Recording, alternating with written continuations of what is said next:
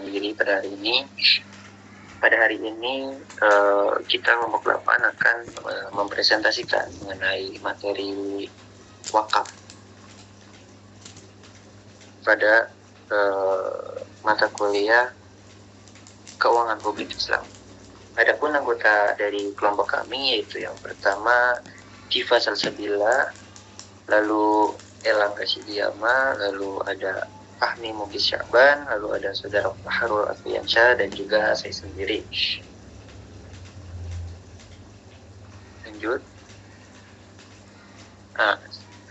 Materi yang pertama yaitu mengenai konsep wakaf, pengertian wakaf yang akan dijelaskan oleh Diva. Kepada Diva dipersilahkan.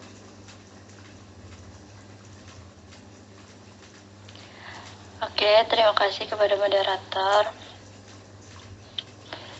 Di sini saya akan menjelaskan mengenai pengertian wakaf. Kata wakaf atau waqf berasal dari bahasa Arab waqafa, berarti menahan, berhenti, diam di tempat, dan tetap berdiri. Wakaf adalah suatu konsep di mana seseorang menahan suatu barang atau harta untuk kemudian disalurkan manfaatnya dengan tujuan mendekatkan diri kepada Allah. Dalam praktiknya, wakaf dapat berupa penyerahan harta yang tahan lama seperti tanah atau bangunan yang kemudian dimanfaatkan oleh orang lain untuk kepentingan umum seperti pembangunan masjid, sekolah, pondok pesantren, perkebunan, pertokoan, atau rumah kontrakan. Manfaat dari wakaf ini kemudian dapat digunakan untuk keperluan seperti pendidikan, peribadatan, membantu fakir miskin, atau membantu orang yang tertimpa musibah. Selanjutnya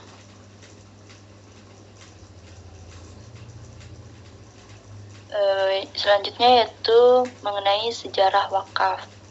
Dalam sejarah Islam, wakaf dikenal sejak masa Rasulullah SAW karena wakaf disyariatkan setelah Nabi SAW di Madinah pada tahun kedua Hijriah.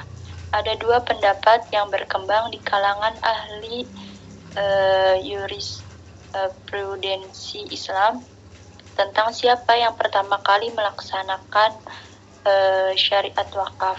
Menurut sebagian pendapat ulama mengatakan bahwa yang pertama kali melaksanakan wakaf ialah Rasulullah SAW, yang berupa tanah milik Nabi SAW untuk dibangun masjid. Dan menurut pendapat sebagian ulama mengatakan bahwa yang pertama kali melaksanakan syariat wakaf ialah Umar bin Khattab. Pendapat ini berdasarkan hadis yang diriwayatkan Ibnu Umar radhiyallahu anhu. Selanjutnya yaitu jenis-jenis wakaf. Jenis-jenis wakaf terdiri dari 3, yaitu wakaf khairi, wakaf ahli, dan wakaf mustarakah. Pertama yaitu wakaf khairi.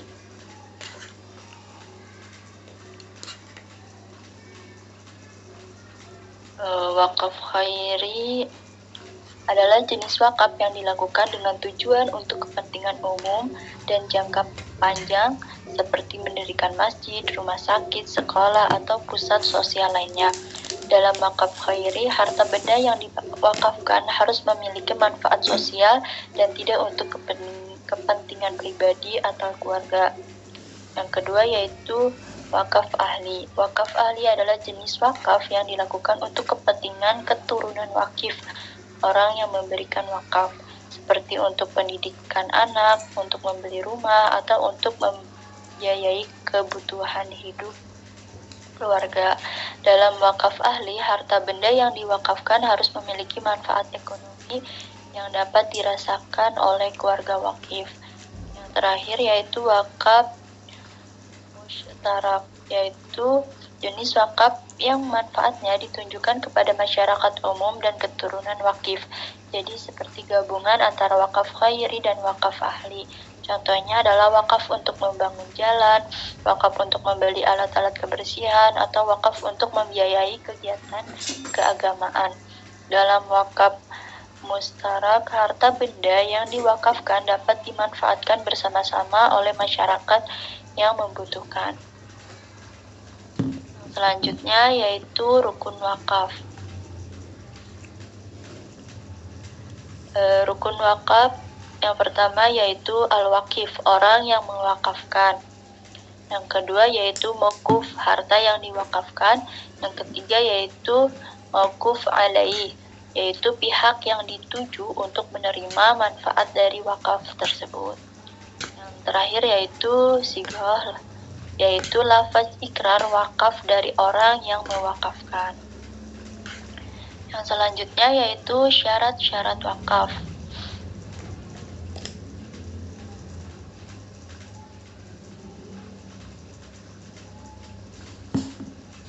Syarat wakaf yang pertama yaitu keberadaan pemberi wakaf atau al-wakif. Syarat pertama yang membuat wakaf menjadi sah adalah keberadaan pemberi wakaf atau al-wakif. Tidak sekadar menjadi pihak yang memiliki harta saja, pemberi wakaf juga harus bisa bertindak dalam mengelola hartanya. Harta tersebut mencakup kondisi al-wakif harus berada dalam kondisi berakal sehat, dewasa, dan tidak sedang dalam keadaan bangkrut. Yang kedua yaitu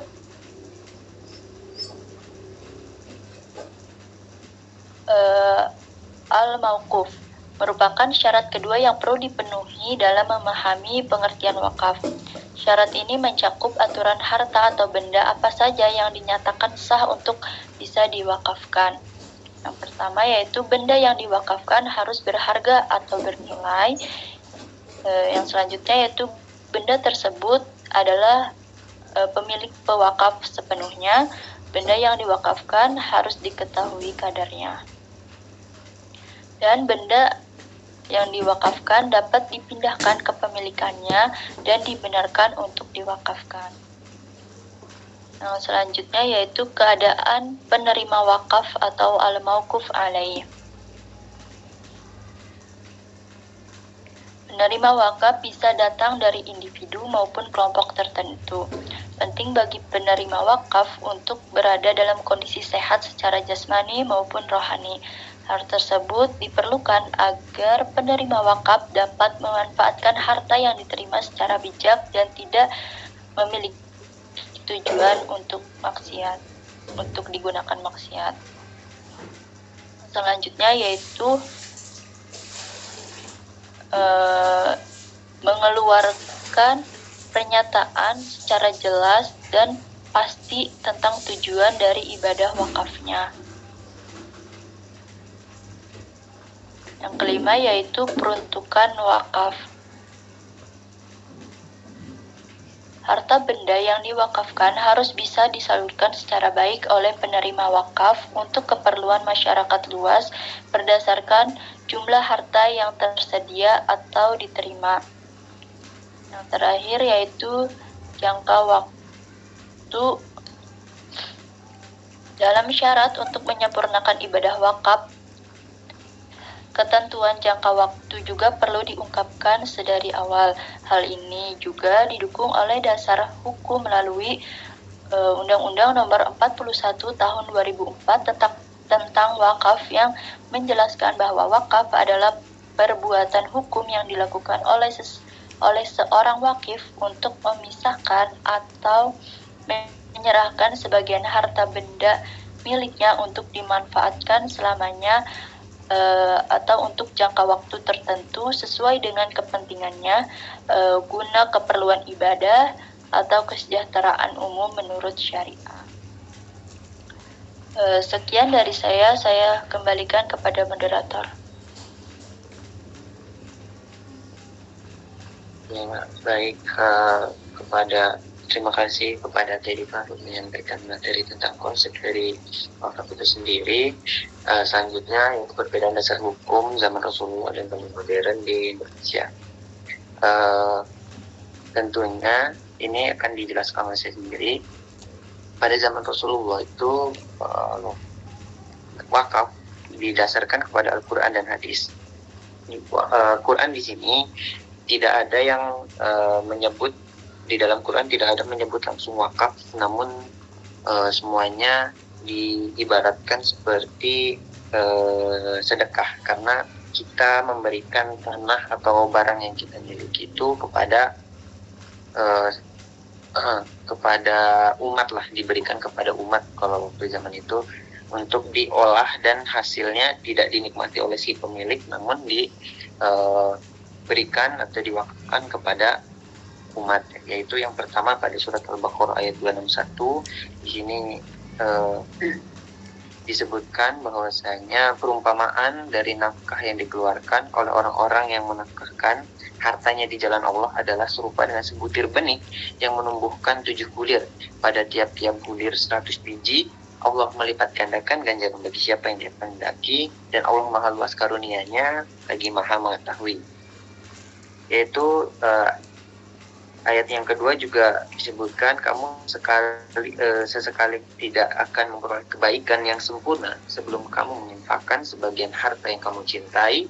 Apapun yang kamu infakkan, sesungguhnya Allah maha mengetahui tentang segalanya. Selanjutnya yaitu ada pada hadis, di mana pada hadis ini disebutkan bahwasanya bukan khalifah waktu itu, berarti sahabat Umar memberikan tanahnya yang didapat dari Khaybar pada saat itu untuk dikelola. Dan waktu itu beliau datang ke Rasul dan berkata, wahai Rasulullah, aku mendapatkan kekayaan berupa tanah yang sangat bagus yang belum pernah didapatkan sebelumnya. Apakah akan kau serahkan kepada aku dengan kekayaan itu? Lalu Nabi bersabda, jika kamu mau, kamu bisa mewakafkan pokoknya dan bersedekah dengannya. Lalu Umar menyedekahkan tanah itu dengan persyaratan tidak dijual, dihibahkan, dan tidak diwariskan. Umar menyedekahkan tanahnya untuk orang-orang fakir, kerabat, untuk memerdekakan budak, sabilillah, ibnu sabil, dan tamu.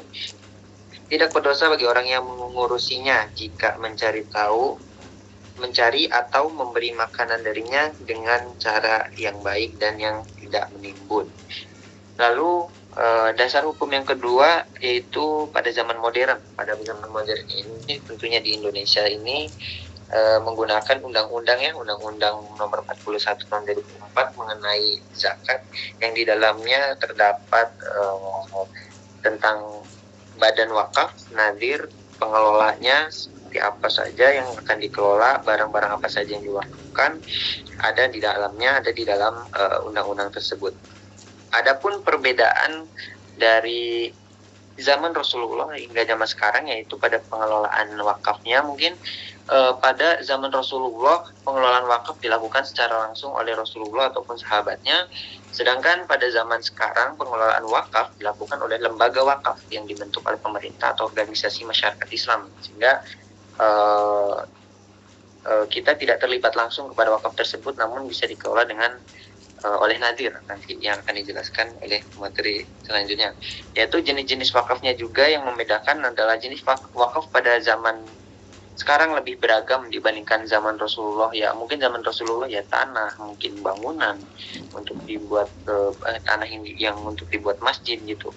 Namun sekarang kan ada kayak wakaf untuk saham, ada wakaf uang, juga ada wakaf untuk pendidikan, ada wakaf untuk orang-orang tua gitu kan, panti jompo segala macam yang itu gitulah. Lalu pada peraturan perundang-undangan gitu, karena pada zaman Rasulullah kan ya semuanya bergantung kepada Rasulullah, hukumnya bisa bertanya langsung kepada Rasulullah. Jadi sahabat tidak menetapkan undang-undang, Rasulullah pun tidak menetapkan undang-undang, melainkan bisa bertanya langsung, dan nanti ketika sudah bertanya kepada Rasulullah kan mendapatkan jawabannya dari Allah langsung gitu. Mungkin sekian perbedaan dasar hukum zaman Rasulullah dan zaman modern di Indonesia.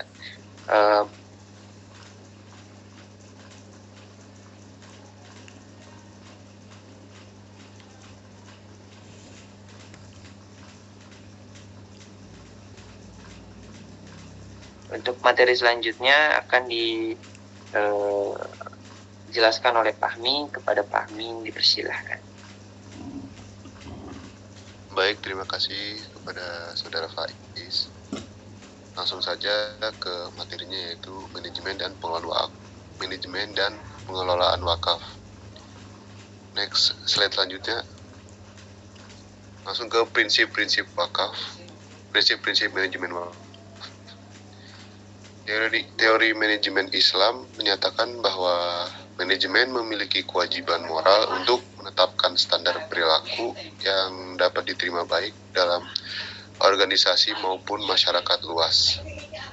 Nah, berikut ini merupakan prinsip-prinsip manajemen wakaf. Yang pertama itu ada tingkatan fungsi manajemen, yang mana meliputi bidang perencanaan, pengorganisasian, pengarahan, dan pengendalian. Lalu yang kedua itu ada mengelola penggalangan dana atau mengembangkan strategi dan rencana program produk. Yang ketiga ada manajemen pembangunan.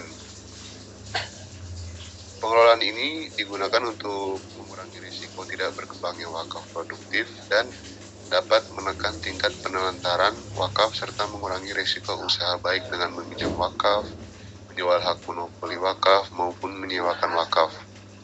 Keempat, ada pengendalian eksploitasi, yaitu hak kebebasan bertindak atas dasar nilai-nilai agama untuk memperoleh kemaslahatan.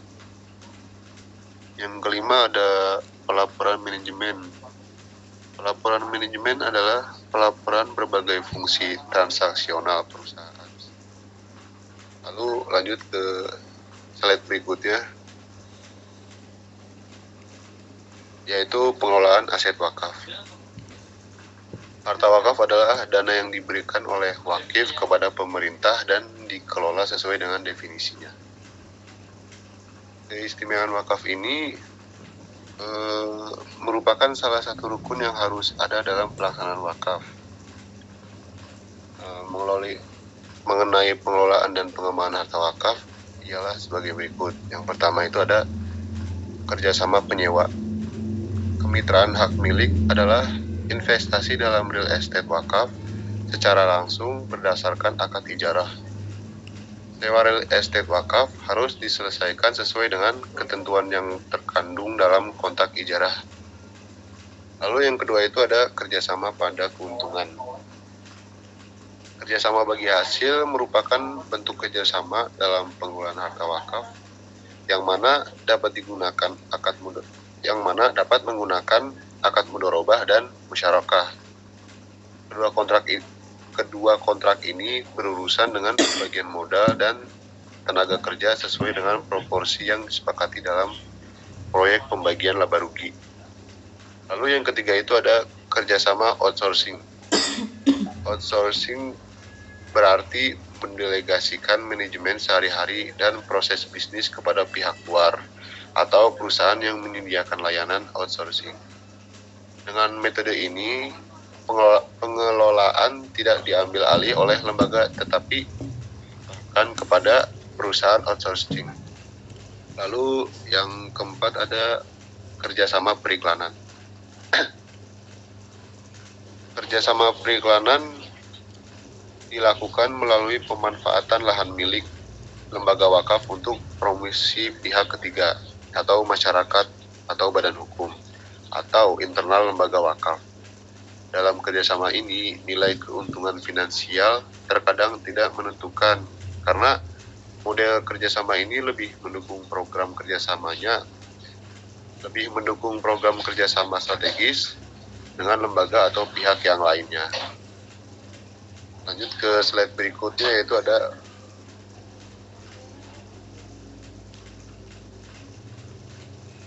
materi berikutnya adalah peran nazir. Nazir ialah pihak yang menerima harta benda wakaf dari wakif untuk dikelola dan dikembangkan sesuai dengan peruntukannya, sesuai yang ada dalam Undang-Undang Nomor 41 Tahun 2004. Sekian dari saya kembalikan kepada moderator.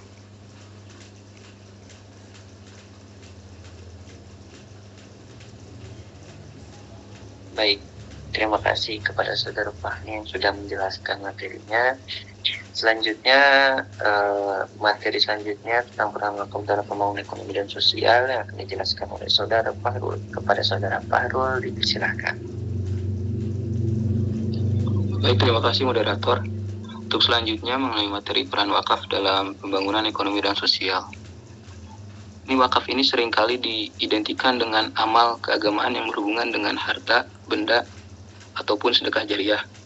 Namun lebih daripada itu, wakaf juga dapat memiliki dimensi produktif yang mampu memberikan pengaruh pada pembangunan ekonomi secara berkelanjutan atau sustainable, serta memberikan banyak manfaat bagi masyarakatnya. Salah satunya ada wakaf produktif.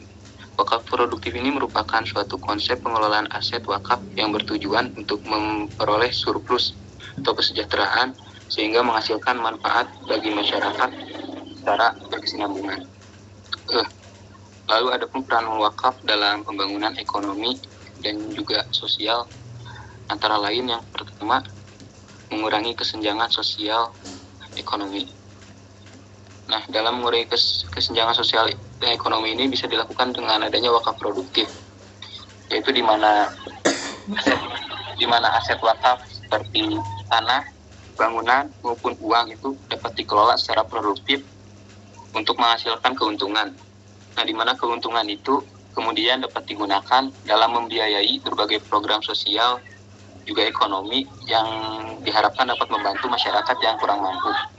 Salah satunya bisa juga dilakukan pemberian modal usaha bagi UMKM ataupun pemberdayaan masyarakat seperti membangun sarana ataupun prasarana penunjang usaha masyarakat, contohnya pasar. Nah, lalu diberikan juga pelatihannya dan pendampingan untuk meningkatkan kualitas produk dan juga pemasarannya. Lalu yang kedua, meningkatkan akses terhadap pendidikan. Nah, pendidikan ini merupakan aspek yang sangat penting yang menjadi fondasi dalam membangun peradaban pada saat ini dan juga masa depan. Di mana Indonesia ini perlu serius dalam hal pendidikan, karena ini merupakan amanat dari Undang-Undang Dasar 1945 yang di dalamnya mengandung frasa mencerdaskan kehidupan bangsa. Di mana dalam Islam sendiri, pendidikan menjadi salah satu bagian dari 5 maqasidus syariah, yaitu al-aqlu, yang mengharuskan manusia memelihara akal dan pikirannya. Nah, akal dan pikiran ini dapat terpelihara, yaitu dengan adanya pendidikan sebagai akses utamanya. Tanpa pendidikan, akal ataupun pikiran hanya akan tumbuh menjadi komponen yang tidak berarti, bahkan bisa menghambat perkembangan seorang manusia.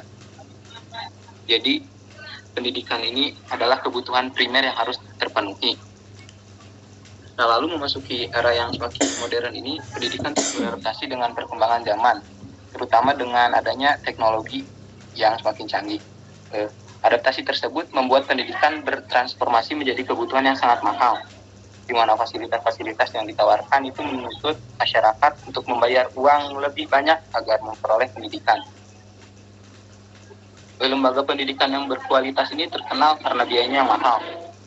Begitupun sebaliknya, lembaga pendidikan yang murah akan dianggap sebagai lembaga pendidikan yang kurang berkualitas.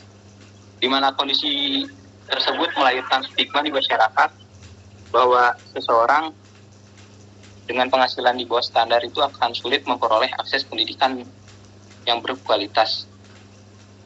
Nah, semua itu diperparah dengan adanya ketimpangan yang terjadi antara lembaga pendidikan di Indonesia. Banyak lembaga pendidikan yang berkualitas terus-menerus mengeksklusifkan diri dengan biaya yang begitu tinggi, sehingga sulit dijangkau oleh masyarakat yang kurang mampu. Lalu di sisi lain terdapat juga lembaga pendidikan yang bisa dijangkau oleh masyarakat yang kurang mampu, tetapi dengan kondisi yang seadanya seperti minim fasilitas ataupun tenaga kerja yang sangat terbatas.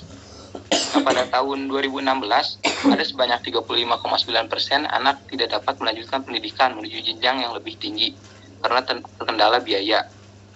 Lalu di tahun 2020, UNICEF juga menyebutkan bahwa ada sebanyak 938 anak di Indonesia putus sekolah karena pandemi yang mengharuskan belajar secara virtual. Yang lagi karena mahalnya fasilitas dalam menunjang belajar secara virtual. Jadi bisa disimpulkan bahwa permasalahan pendidikan ini berawal pada aspek material yang menyangkut ketersediaan pendanaan, baik pendanaan dari penyedia fasilitas pendidikan seperti kampus ataupun sekolah, lalu keterbatasan dana pihak masyarakat juga dalam menjangkau fasilitas pendidikan yang ada. Nah, berkaitan dengan pendidikan, Islam sendiri memiliki instrumen keuangan sosial yaitu wakaf yang bisa menjadi pilihan untuk dikelola sebagai alternatif ataupun solusi bagi pendidikan di Indonesia. Dalam perkembangannya, wakaf itu dihadirkan dalam bentuk produktif, di mana hal ini sebagai cara untuk menghadirkan wakaf agar lebih implementatif terhadap kebutuhan zaman.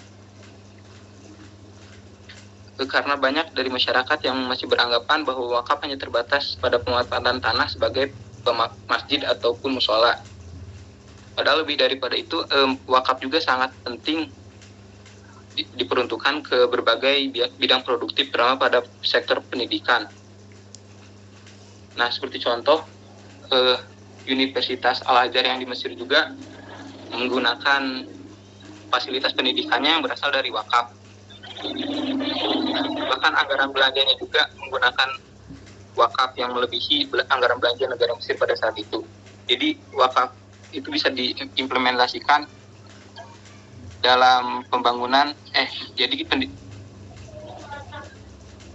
jadi akses pendidikan juga dapat diimplementasikan dalam pembangunan ekonomi dan sosial.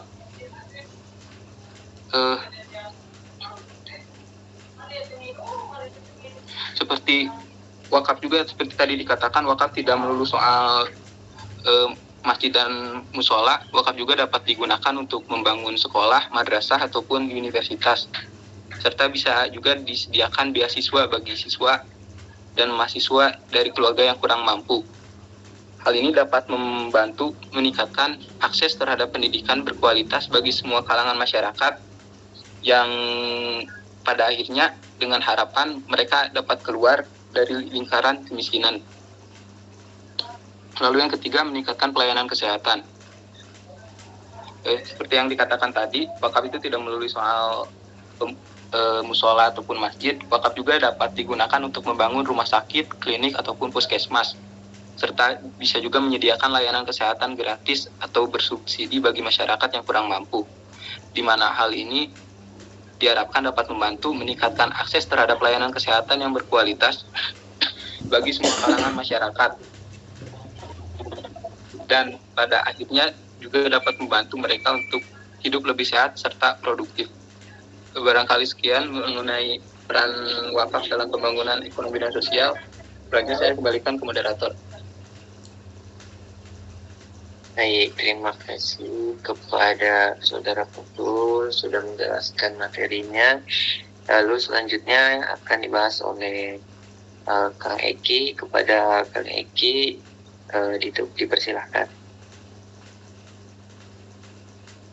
Baik, terima kasih kepada Pak Is yang telah memberikan saya waktu untuk memaparkan materi kali ini.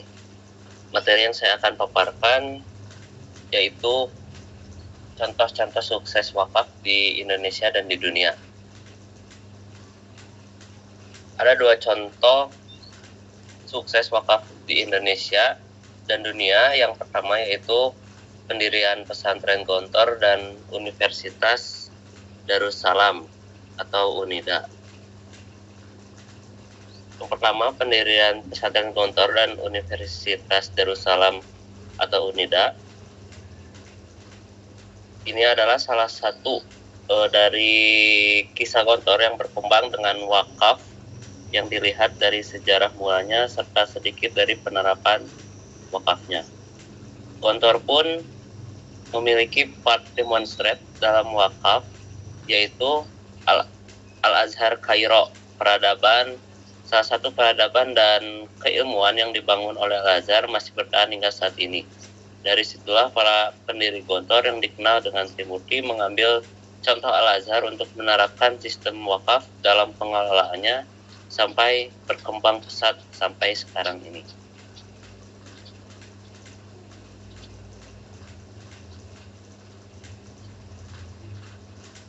Pertama, pondok pesantren masa depan harus memiliki hazanah atau simpanan agar bisa mandiri secara finansial.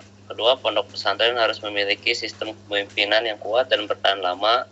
Dan ketiga, pondok pesantren pada masa depan harus berbentuk wakaf. Hal ini sebagaimana lembaga pendidikan Islam di masa lalu. Misalnya pada zaman dinasti Abbasiyah, dilansir dari laman Republika Kasyan. Lembaga pendidikan Islam pada masa lalu itu mendapat dukungan dana besar dari wakaf. Pada zaman Abbasiyah, setiap orang yang mau belajar langsung diterima, mendapatkan tikar, lampu, pena, dan mendapatkan tempat untuk belajar. Tidak ada biaya yang dipungut.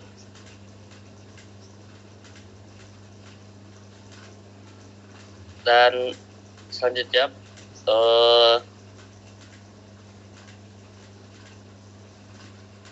sampaian dari Ustadz Hamid, salah satu putra dari pendiri Gontor, itu memberikan penjelasan bahwa kiblat Gontor dalam mengembangkan wakaf adalah Universitas Al-Azhar Kairo di Mesir, yang merupakan pelopor penggunaan wakaf untuk mengembangkan lembaga pendidikan dengan wakaf.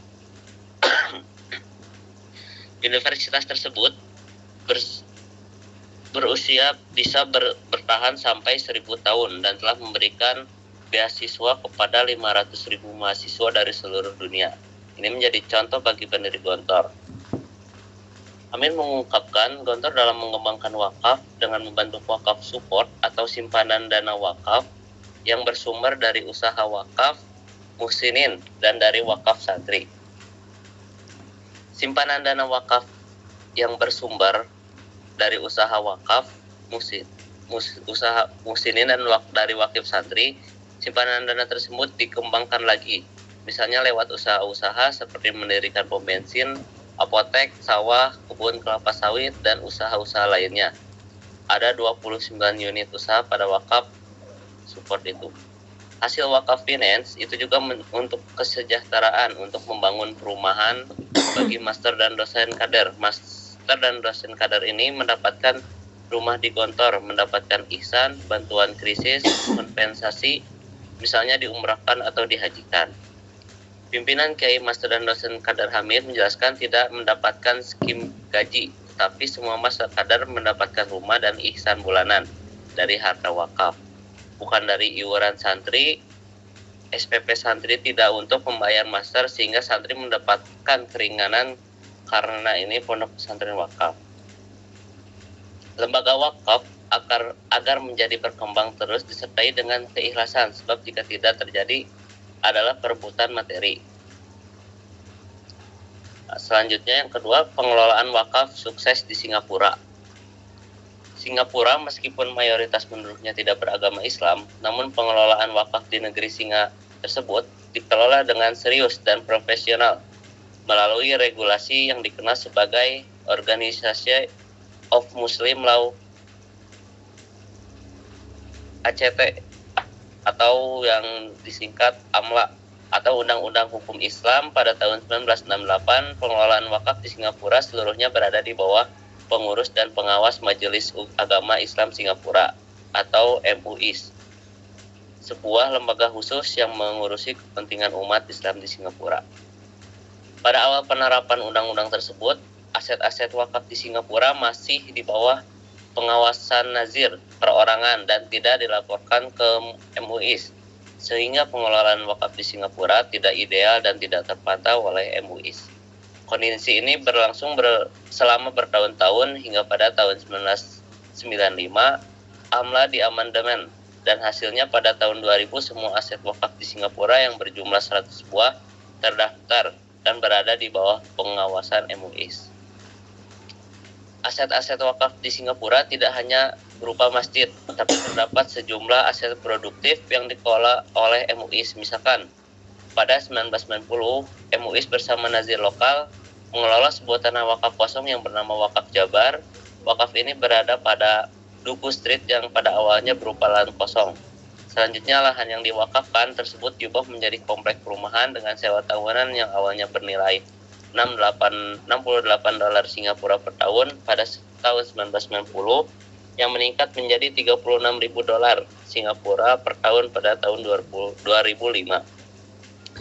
Aset wakaf produktif lainnya adalah properti di daerah Teluk Indah. Properti ini merupakan masjid dan pertokoan yang sebelumnya berada di Changi Street di daerah Kembangan. Selanjutnya masjid dan pertokoan lama diganti dengan sebuah kawasan dengan masjid baru yang lebih besar, komplek pertokoan serta 20 unit apartemen.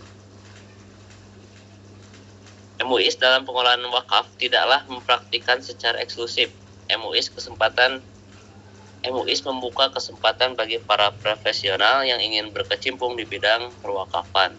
Divisi pengelolaan wakaf yang berada di bawah MUIS tidak hanya melibatkan para ahli syariah, namun juga para insinyur teknik sipil, arsitek, dan tenaga surveyor profesional.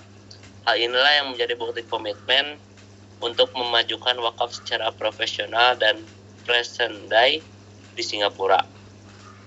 Faktor kesuksesan lain dari pengelolaan dari wakaf produktif di Singapura adalah adanya inovasi-inovasi yang dilakukan MUIS untuk membiayai setiap aset wakaf secara mandiri. Aset wakaf pada umumnya dibiayai melalui patungan antara Baitul Mal yang dikelola MUIS dan pembiayaan insight dari Nazir. Khususnya bagi aset wakaf yang masih dikelola MUIS yang masih dikelola baru. Namun apabila aset wakaf telah menjadi mandiri, maka tidak perlu menggunakan dana dari Baitul Mal pada wakaf Teluk Indah. Misalkan aset wakaf dapat secara mandiri.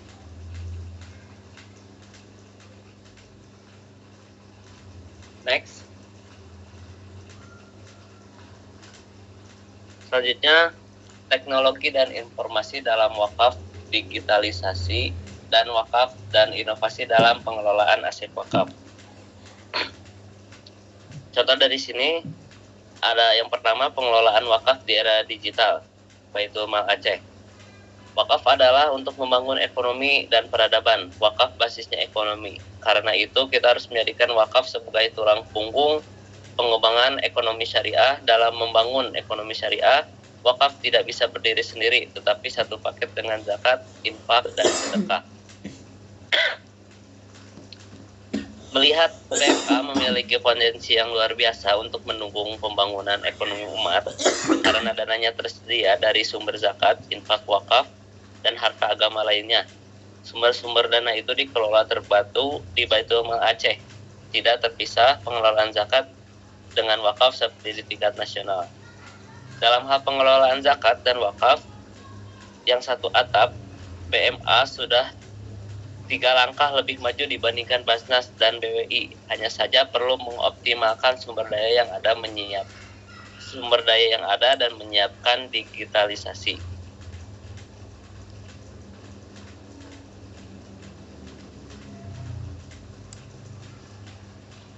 Dalam pengelolaan wakaf, kita jangan hanya berlomba-lomba membesarkan asetnya, tetapi harus fokus membesarkan manfaatnya kepada mauquf alaih. Untuk ini perlu dilakukan digitalisasi dalam penggalangan aset wakaf, pengelolaan aset, sinergi ekosistem, dan digitalisasi penyaluran manfaat wakaf. Demonstrate digitalisasi yang lebih besar, yaitu digitalisasi sinergi ekosistem dengan memanfaatkan banyak nazir, berkolaborasi dan otoritas, bank syariah, spekulator, dan lembaga keuangan syariah lainnya. Misalnya ada wakaf gedung, tapi tidak ada uangnya, maka libatkan spekulator dan pengelola yang kompeten, sehingga manfaat wakaf lebih besar. Untuk ini, perlu bantuan digitalisasi guna mempertemukan nazir dan finansial spesialis. Digitalisasi penggalangan aset dapat berupa wakaf tanah, wakaf tidak bergerak, wakaf uang, dan wakaf melalui uang. Dalam hal ini, wakaf uang lebih besar risikonya, yang hanya bisa diinvestasikan kepada investasi yang kecil risikonya, misalnya sukuk negara. Selanjutnya yang kedua, teknologi inovasi dari BWI atau Badan Wakaf Indonesia. Wakaf merupakan suatu instrumen yang memiliki potensi luar biasa yang dalam realisasinya masih ditemukan kesenjangan antara potensi dan realisasi. Padahal tren pengumpulan wakaf uang dalam dekade terakhir menunjukkan pertumbuhan yang sangat signifikan sebesar 235%.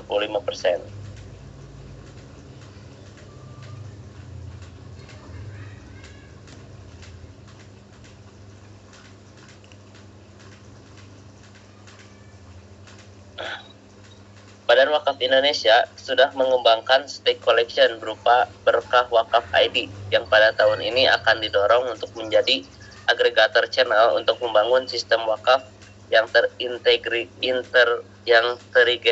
terintegrasi. Selain itu, inisiasi pembentukan e-reporting play onwards turut dilakukan untuk mendapatkan informasi yang substansial dan kredibel serta e-counting sebagai sarana transparansi dan akuntabilitas. Selanjutnya, masih pengembangan digitalisasi dan integrasi data wakaf nasional. Sebagai negara dengan jumlah populasi muslim terbesar di dunia, Indonesia memiliki potensi wakaf yang besar. Hal ini tidak lain karena wakaf merupakan instrumen dalam Islam yang memiliki banyak keutamaan dengan motivasi agama dan sosial. Masyarakat Indonesia terus berlomba-lomba memberikan harta terbaiknya untuk berwakaf. Hal ini juga didukung oleh publikasi Worldwide Charities Health Establishment pada tahun 2021 yang menyatakan bahwa Indonesia merupakan negara withering dermawan di dunia, yakni menempati peringkat pertama berdasarkan World Giving List 2021. Berdasarkan informasi sistem informasi wakaf (SIWAK) Kementerian Agama yang diakses pada 20 September 2021, potensi wakaf tanah di Indonesia mencapai jumlah 400.014.829 lokasi dengan luas 55.259 hektar. Kemudian menurut Badan Wakaf Indonesia (BWI), potensi wakaf tunai di Indonesia mencapai 180 triliun per tahun. Namun besarnya potensi wakaf tersebut belum bisa dioptimalkan dengan baik.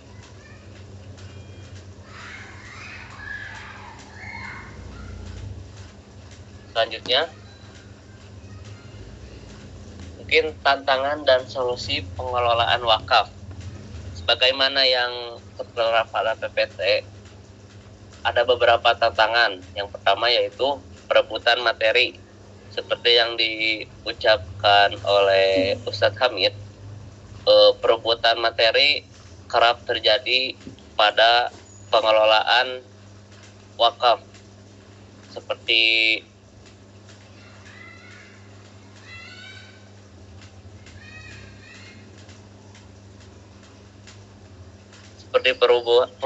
perebutan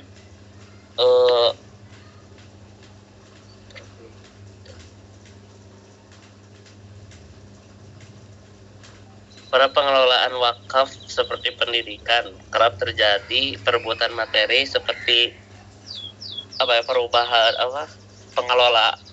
pengelolaan dalam sistem keuangan. Akan tetapi di Gontor tidak terjadi perebutan materi karena di Gontor menerapkan atau melandaskan pancajiwa dan dilandaskan dengan keikhlasan sehingga tidak terjadi hal seperti itu. Yang selanjutnya, yang kedua, hambatan pembangunan. Karena wakaf berupa uang, biasanya biaya pembangunan untuk sekolah atau pendidikan akan berjalan selama bertahun-tahun lamanya karena pewakif atau agniya yang tidak menentu.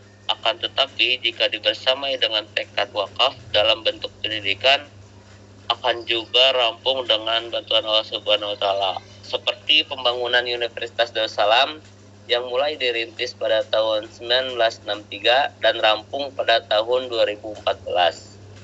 Selanjutnya, yang ketiga, minimnya badan wakaf di Singapura, yakni kurangnya sumber daya manusia pada negara Singapura karena domisili negara tersebut kebanyakan non-muslim.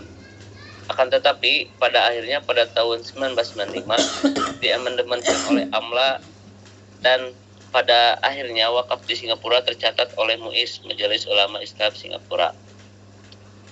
Yang terakhir, kurangnya pemahaman masyarakat di Indonesia sendiri. Kurangnya pemahaman masyarakat akan mengembangkan wakaf teknologi, sehingga terhambatnya pengembangan ilmu tentang wakaf. Akan tetapi, Komisioner Badan Wakaf Indonesia menciptakan Indeks Wakaf Nasional, sehingga bisa mengetahui perkembangan, kekurangan, dan kelemahan. Dan hal ini juga menjadikan Indonesia salah satu negara yang memiliki alat pengukur kinerja wakaf satu-satunya di dunia.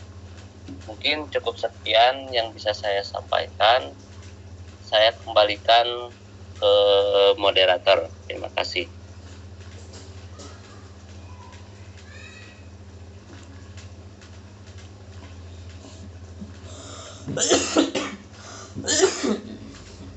Baik, terima kasih kepada Kang Eki ya sudah menyampaikan pemaparannya.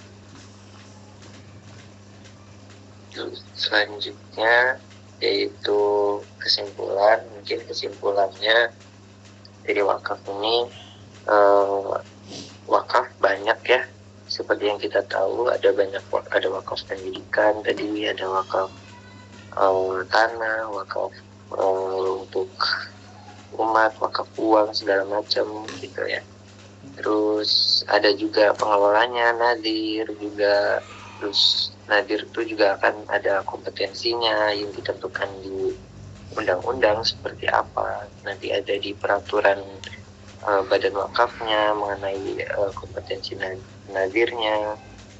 Ya, mungkin kebanyakan wakaf itu berbentuk tanah ya, walaupun tidak melulu tanah atau tidak melulu bangunan seperti masjid, tidak melulu bangunan yang bangunan untuk bantuan sosial, tapi juga ada wakaf uang yang bisa diinvestasikan, lalu ada wakaf pendidikan untuk keberlangsungan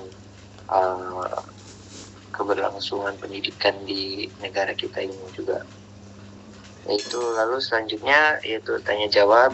Bagi yang mempunyai pertanyaan atau yang mungkin ingin menambahkan materi dari kami, dipersilahkan.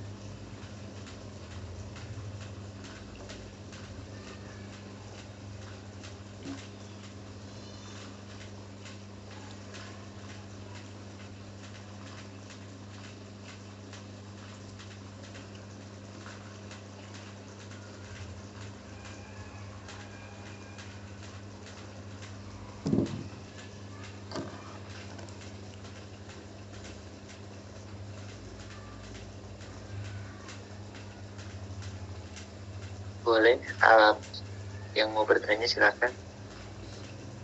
Iya, karena ada yang mau bertanya, ya udah saya nanya aja. Saya pengen nanya apa sih namanya, tentang wakaf ini sebenarnya bisa ini gak sih, kalau orang wakaf tuh bisa gak sih kayak ditarik lagi gitu. Dan kalau misalkan kita meninggal gitu, terus sampai ke generasi-generasi berikutnya itu kepemilikan wakaf itu kepemilikannya punya siapa gitu. Itu aja. Terima kasih.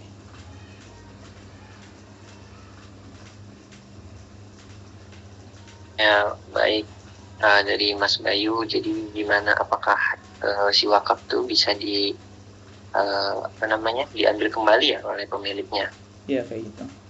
Jadi untuk wakaf, apa yang sudah diwakafkan di jalan Allah Subhanahu wa Ta'ala itu kita tidak boleh diambil lagi, sekalipun itu ahli warisnya.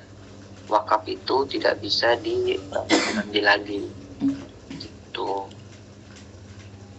dalam bentuk apapun, karena wakaf ini berbentuknya kan ibadah gitu kan, bukan cuman kayak mau ngasih harta doang, tapi kan pahalanya gitu loh dari hasil wakaf tersebut, pahalanya pasti akan diberi terus oleh Allah gitu loh. Kalau udah diwakafkan tuh dia berarti kayak buat Allah lagi gitu, kita kasih untuk Allah, kepentingan untuk umat, kepentingan untuk agama mungkin. Jadi tanahnya tuh nggak bisa diambil balik gitu seharusnya.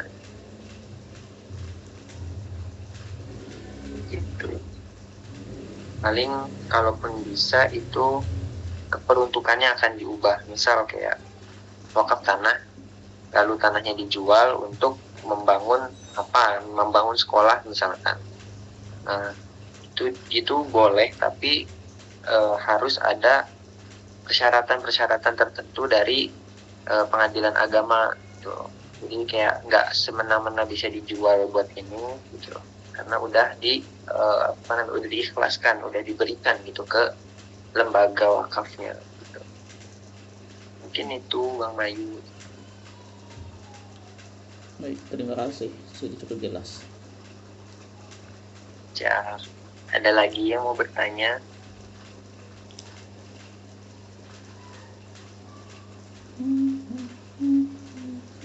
Jikalau tidak ada, maka kami tutup karena setelah ini ada satu kelompok lagi yang presentasi. Mungkin sekian yang dapat kelompok kami sampaikan dari materi tentang wakaf ini. Terima kasih kepada Mas Bayu telah bertanya. Terima kasih kepada teman-teman juga yang sudah mendengarkan. Sekian dari kami. Wassalamualaikum warahmatullahi wabarakatuh. Waalaikumsalam. Waalaikumsalam warahmatullahi wabarakatuh.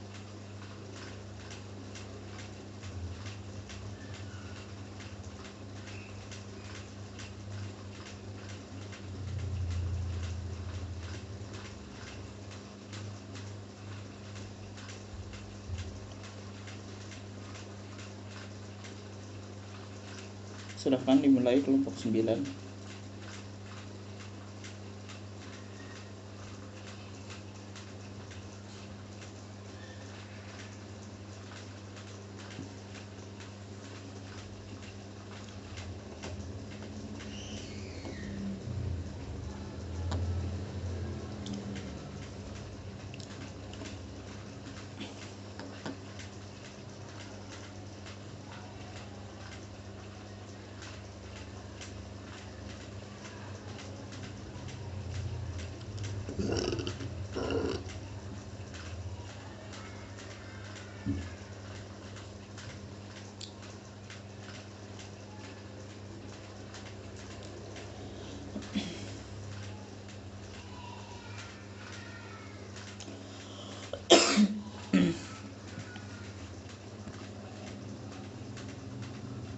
Ya, kelompok 9 terakhir.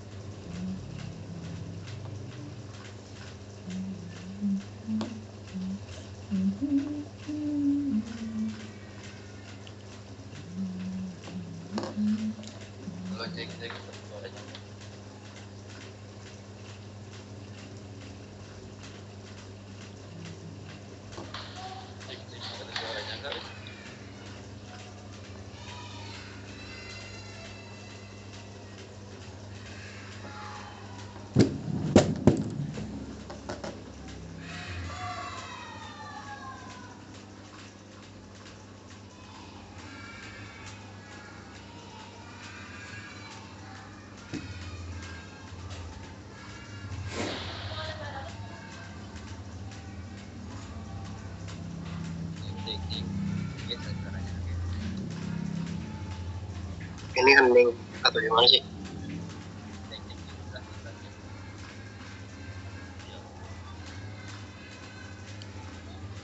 Kurang kedengaran, Ram. Cek. Ini kedengeran gak, woi? Oke. Kalem intinya tahu mik. Kalau gini kedengeran nggak? Kecil. Baik, ini gimana Bay? Lanjut nggak? Kecil rel suaranya. Cek kedengeran nggak ini?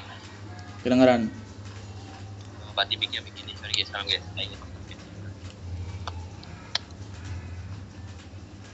Cek jelas.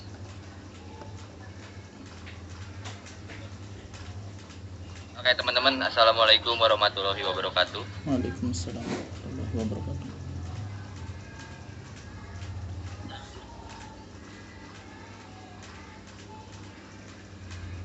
Assalamualaikum warahmatullahi wabarakatuh. Waalaikumsalam. Oke teman-teman, sekarang kita dari kelompok 9 ingin memaparkan materi tentang zakat ya teman-teman. Walaupun sebenarnya materi ini tuh kayak udah sering banget ya sih kita bahas ya, tapi karena kebutuhan dari matkulnya sendiri, jadi kita bahas lagi ya teman-teman ya. Oke. Jadi kelompok kami ada 4 anggota, yaitu ada Farida Hasanah, ada Farah Tasyam, ada saya Farih Ivan sebagai moderator, dan ada Kang Faujan Baharudin ya. Nah, nih yang pertama itu akan yang pertama akan dipaparkan oleh Teh Farida. Mangga Teh Farida, waktu dan tempat saya persilakan. Baik, terima kasih kepada moderator. Di sini saya akan menjelaskan pengertian zakat. Zakat adalah salah satu rukun Islam yang wajib dilaksanakan oleh setiap muslim yang memenuhi syarat. Zakat adalah harta tertentu yang wajib dikeluarkan oleh seorang muslim atau badan usaha yang dimiliki oleh orang Islam untuk diberikan kepada orang yang berhak menerimanya sesuai dengan syariat Islam. Zakat berasal dari kata zaka yang berarti suci, baik, berkah, tumbuh, dan berkembang. Secara istilah, zakat diartikan sebagai hak yang wajib diambil dari harta yang banyak, yaitu harta yang mencapai nisab untuk diberikan kepada kelompok tertentu, yaitu mereka yang berhak mendapatkan sebagian dari harta tersebut. Next.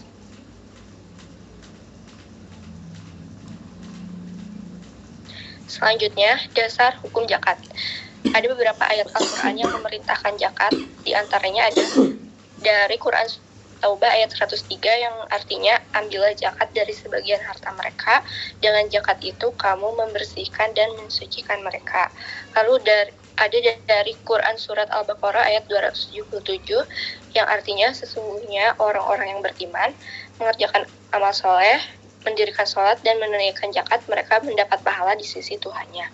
Lalu ada hadis Nabi Muhammad SAW yang diriwayatkan oleh Bukhari dan Muslim yang menyebut bahwa Rasulullah SAW bersabda, Islam dibangun di atas 5 perkara, yaitu syahadat, mendirikan sholat, mengeluarkan zakat, menunaikan haji, dan puasa Ramadan. Yang ketiga ada ijma atau kesepakatan para ulama. Para ulama sepakat bahwa zakat adalah salah satu rukun Islam yang wajib dilaksanakan oleh setiap muslim yang mampu. Next. Lalu selanjutnya ada jenis-jenis zakat. Ada beberapa jenis zakat yang wajib ditunaikan oleh umat Islam, yaitu yang pertama, zakat mal atau zakat harta. Zakat ini dikeluarkan dari harta kekayaan seseorang. Harta yang wajib dizakati contohnya emas, perak, uang, perdagangan, pertanian, peternakan, pertambangan. Lalu ada zakat fitrah. Zakat fitrah adalah zakat yang wajib dikeluarkan oleh setiap individu muslim, baik laki-laki maupun perempuan, dewasa maupun anak-anak, pada bulan Ramadan dan sebelum sholat Idul Fitri. Besaran zakat fitrah adalah 1,5 kilogram beras atau makanan pokok lainnya yang menjadi makanan pokok di daerah tersebut. Zakat fitrah juga dapat ditunaikan dalam bentuk uang dengan mengacu pada harga beras yang berlaku di daerah tersebut. Yang terakhir ada zakat profesi. Zakat profesi adalah zakat yang dikeluarkan dari penghasilan yang diperoleh dari profesi atau pekerjaan seperti gaji, honor, dan lain sebagainya. Zakat profesi ini dihitung dengan cara mengeluarkan 2,5% dari penghasilan bersih yang diperoleh setiap bulan. Mungkin itu saja, saya kembalikan kepada Farel.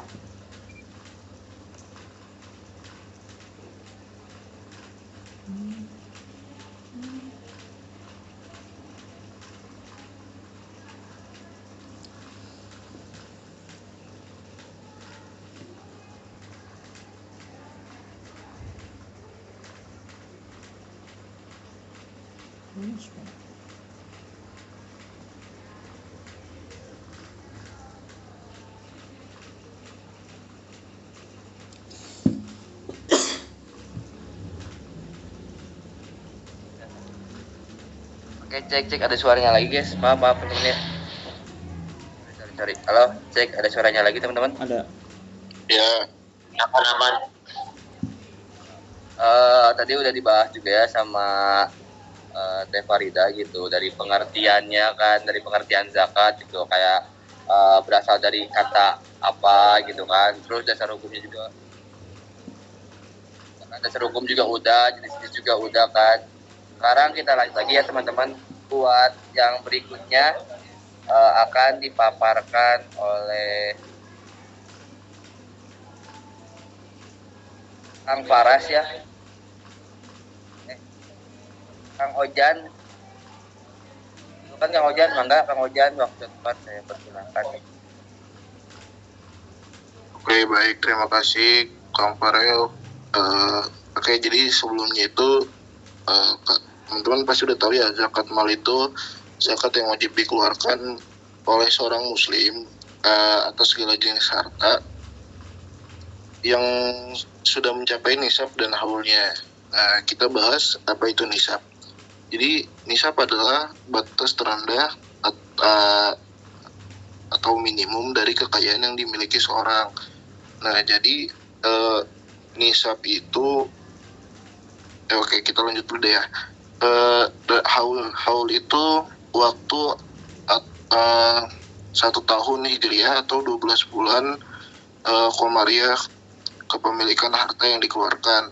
Nah, seperti yang disebutkan sebelumnya, bahwa zakat mal itu zakat yang dikeluarkan berdasarkan nisab dan haul. Nisabnya itu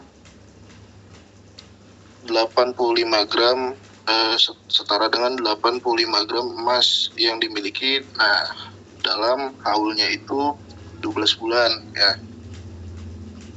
Tuh. Kemudian siapa yang menerima atau asnaf penerima zakatnya itu ada 8 golongan. Nah, siapa aja mereka? Itu yang pertama fakir. Nah, fakir ini orang yang tidak memiliki harta dan pekerjaan. Jadi dia udah nggak ada hartanya dan juga nggak ada pekerjaan, karena nggak bisa kerja atau cacat atau sebagainya. Kemudian miskin.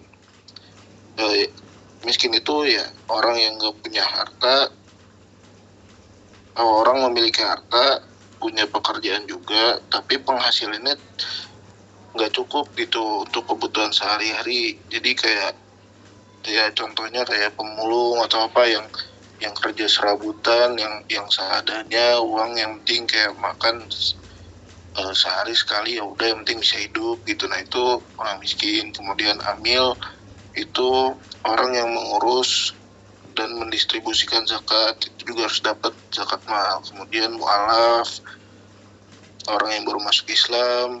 Kemudian juga dari riqab, yaitu orang yang memerlukan bantuan untuk membebaskan diri dari perbudakan atau penistaan. Jadi riqab itu orang yang ditebus ya dari perbudakan gitu. Kemudian gorim, yaitu orang yang sedang terlilit hutang untuk kepentingan sendiri atau bisa juga kepentingan jemaat. Kemudian ada fisabilillah, yaitu orang yang berjuang di jalan Allah seperti mujahid, dai, dan pengajar ilmu agama. Nah, yang ke-8 ini ada ibnu sabil, yaitu orang yang sedang dalam perjalanan dan dia kehabisan bekal. Oke, lanjut.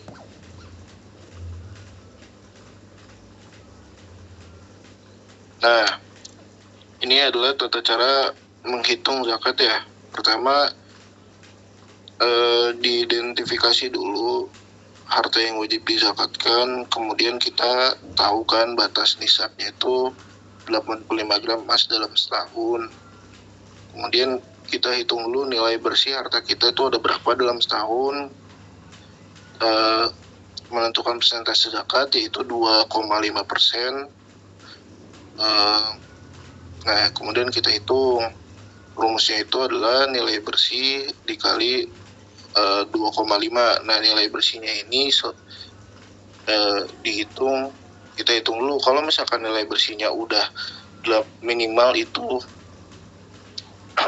sesuai sama nisab yaitu 85 gram, nah, baru kita kaliin sama 2,5% untuk tahu berapa zakat mal yang harus kita bayar. Kemudian kita bayar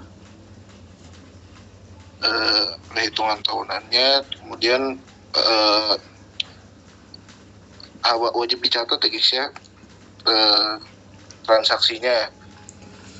Nah, sebagai ilustrasi, misal kita tuh punya uang atau emas ya, dan aset-aset lain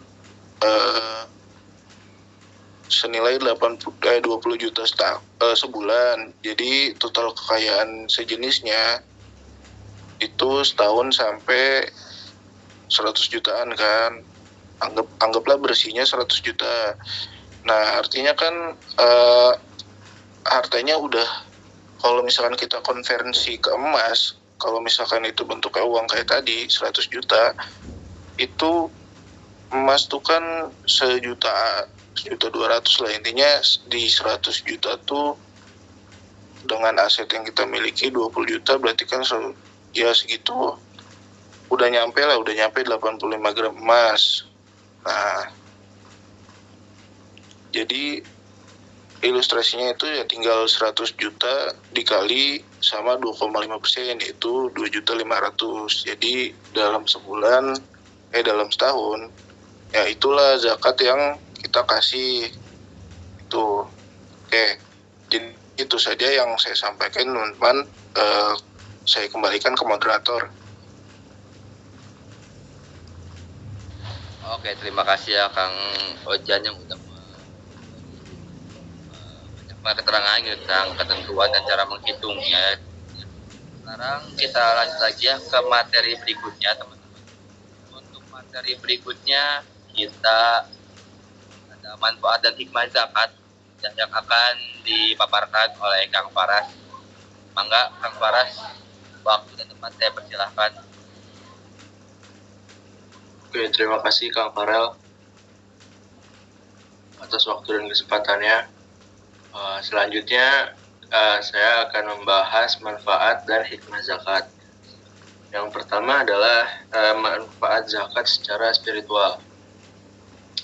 Ada 7, namun lebih lengkapnya akan saya jelaskan. Nah, secara spiritual, zakat merupakan perwujudan iman seseorang kepada Allah Subhanahu wa Ta'ala, dan juga sebagai rasa syukur dan nikmat, serta menumbuhkan akhlak mulia dengan memiliki rasa kemanusiaan yang tinggi, menghilangkan sifat kikir dan rakus, lalu menumbuhkan keterangan hati, menghilangkan sifat kikir dan rakus.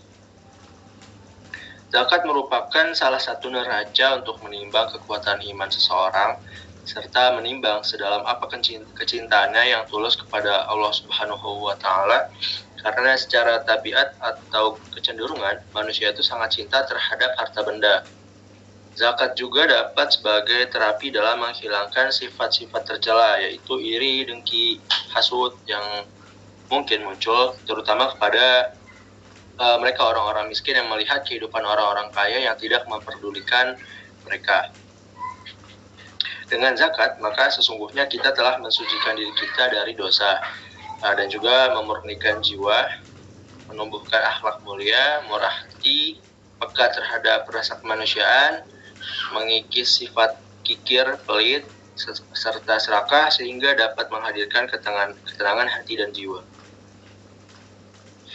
Jadi zakat adalah salah satu tangga spiritual orang untuk melepaskan kecintaannya yang berlebihan terhadap dunia, yang dapat menyebabkan seseorang menjadi gelap mata dan hatinya. Dalam istilah tasawuf, zakat itu membentuk diri menjadi seorang zahid, yaitu orang yang memiliki sifat atau karakter zuhud. Maksudnya adalah zuhud itu tidak terikat hatinya oleh harta benda dunia. Zuhud merupakan keniscayaan bagi seorang mukmin yang ingin lebih dekat dengan Tuhannya. Karena dengan zuhud, seorang mukmin tidak lagi sayang dan berlebihan terhadap harta benda yang dimilikinya, sehingga ia mudah terketuk hatinya untuk memberikan sebagian harta yang dimilikinya kepada orang lain yang membutuhkan. Jadi dengan demikian, secara spiritual zakat merupakan perwujudan iman seseorang kepada Allah Subhanahu wa Ta'ala, mensyukuri nikmatnya, menumbuhkan akhlak mulia dengan memiliki rasa kemanusiaan yang tinggi.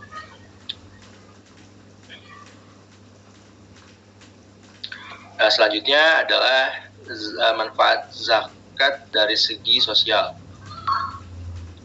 Zakat merupakan bentuk dari kepedulian sosial terhadap kaum ekonomi lemah, agar mereka dapat memenuhi kebutuhannya dan sekaligus dapat menyambung jurang pemisah antara si kaya dan si miskin. Dengan demikian, jadi nggak ada gap antara orang kaya dan orang miskin yang memicu keresahan sosial.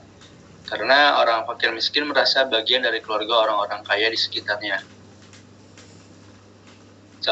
Zakat dapat mewujudkan keseimbangan dalam kepemilikan dan distribusi harta benda, sehingga diharapkan tercipta masyarakat yang makmur, damai, dan sentosa.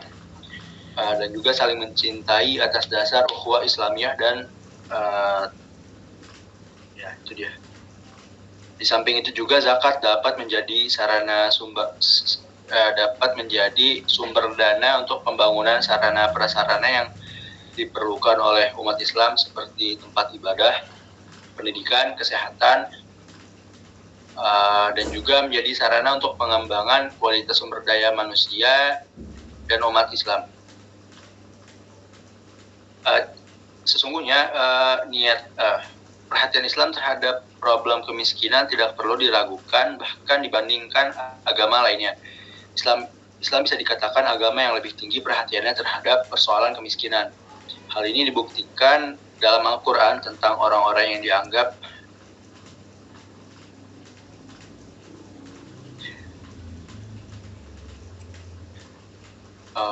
maaf ya. Selanjutnya zakat secara ekonomi. Manfaat zakat secara ekonomi sebagai sarana pemberdayaan umat. Boleh dilanjut slide-nya.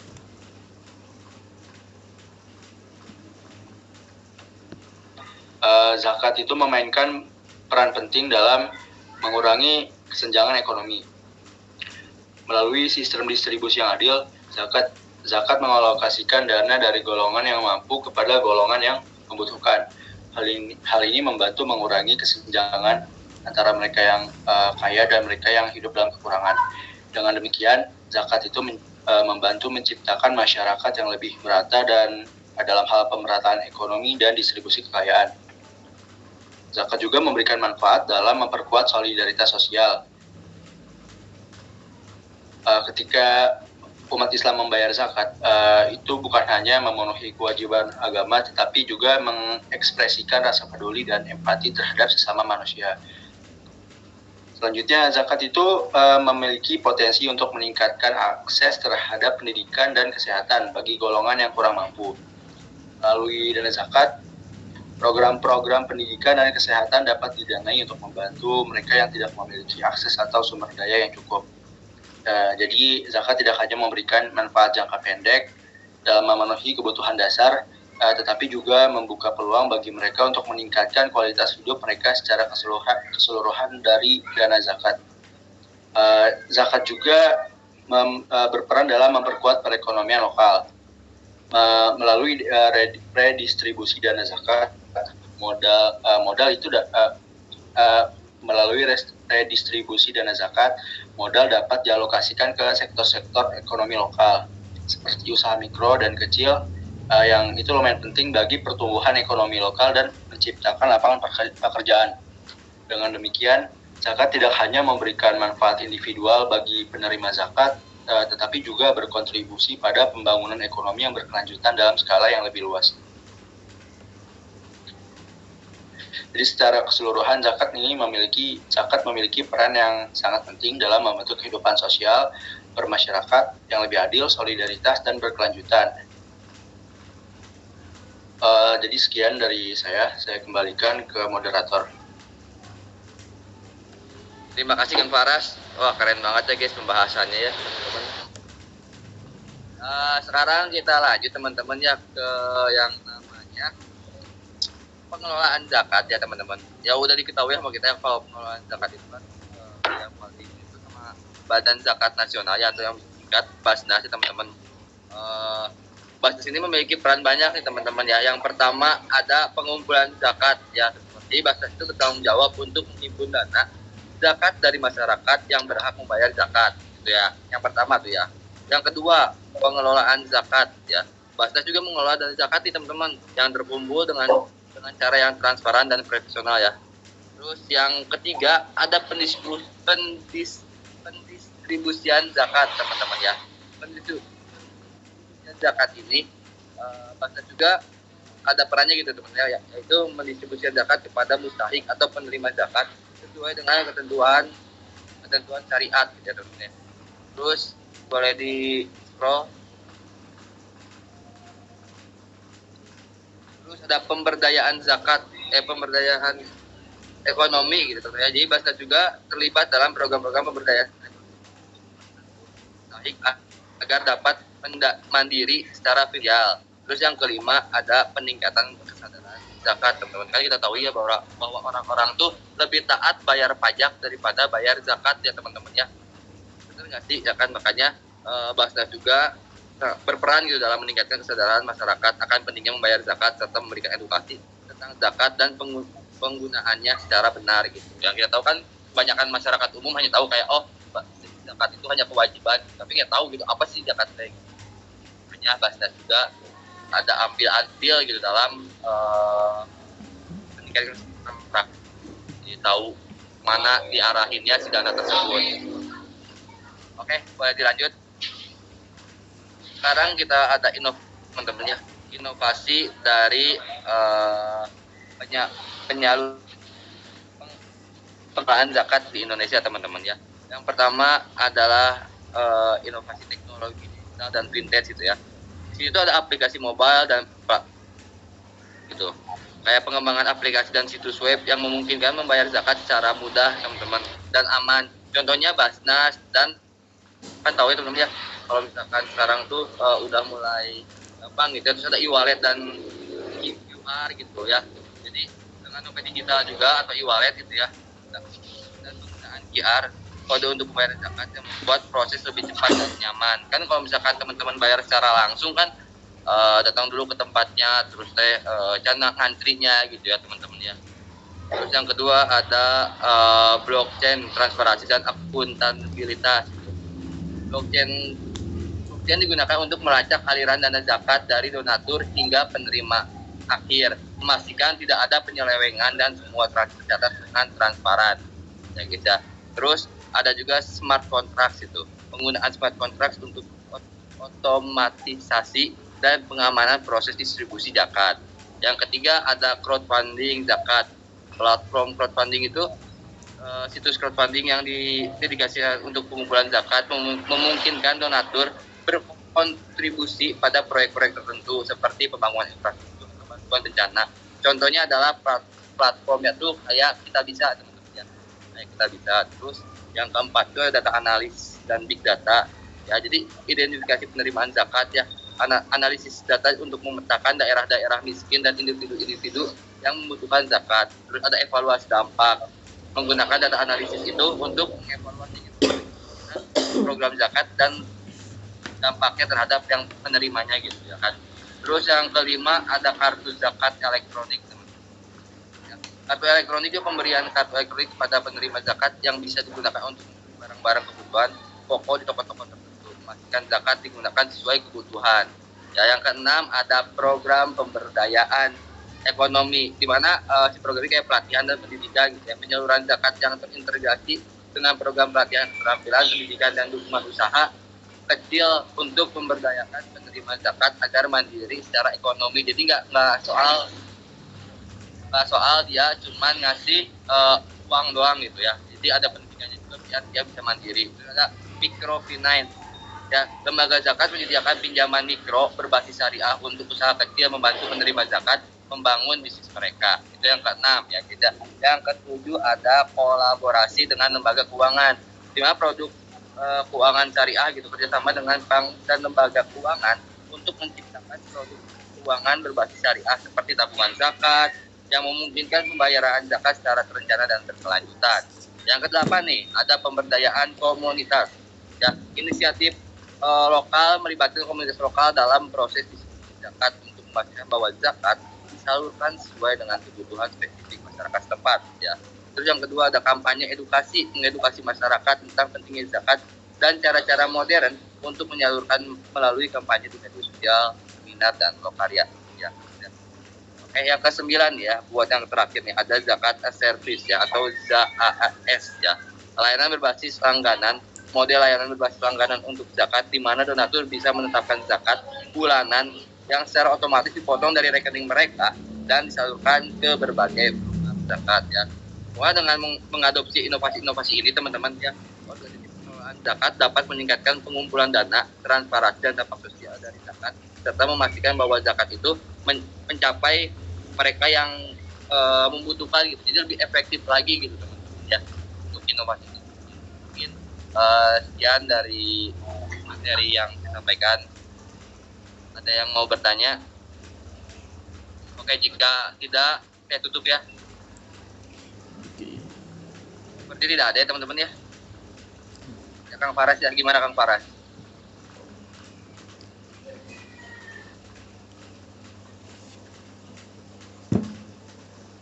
Oke ya, nggak ada yang bertanya teman-teman. Kayaknya udah ngerti nggak sih masalah si zakat ini? Kayaknya udah dari semester 1 sampai sekarang diulang-ulang terus gitu ya. Jadi kayaknya nggak ada yang dipertanyakan lagi, betul tidak? Tukang Arif aja diem ya guys ya kayak gitu. Jadi Ada. ya, mungkin kita tutup ya. Ya nggak lihat Andre saya nggak lihat Andre. Mau nanya. Ya, bisa sok nanya, mangga Kang Taufik. Mana ini ada yang masih bertanya, padahal kita udah mau lulus bentar lagi teman-teman. Tadi tentang apa Bu? Apa? Tentang apa? Tentang apa-apanya? Dari tadi mana nggak dengerin, kacau pisan. Investasi syariah ini bahasnya meja kita aja berarti. Ya udah ya. Ada pertanyaan teman-teman?